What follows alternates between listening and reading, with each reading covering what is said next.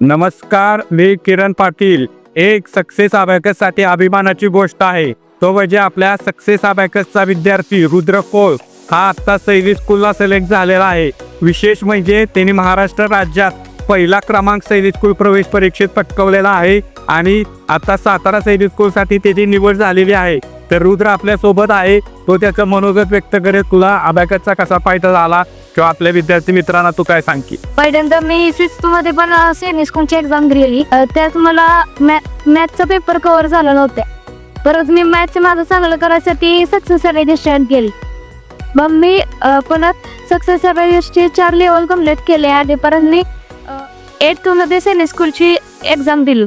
त्यात मला मॅथ्समध्ये 200 पैकी 200 आउट ऑफ मार्क पडले आणि माझा राज्यात पहिला क्रमांक आला सैनिक स्कूल प्रवेश परीक्षा. या सक्सेस अबॅकसवर तुझं मॅथ्स तिथं आउट ऑफ मार्क पडले, पण तुला मॅथमॅटिकल कॅल्क्युलेशन फायदा झाल्यामुळे वेट झाला का पेपर तुला?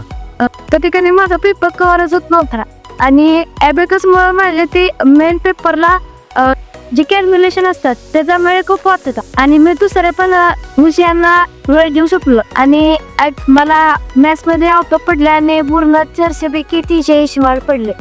यश मिळवलेलं आहे. रुद्राने खूप छान यश मिळवलेलं आहे. सैनिक स्कूल प्रवेश परीक्षा एक परीक्षा समजली जाते. ऑल इंडियातून लाखो विद्यार्थ्यांना बसत असतात.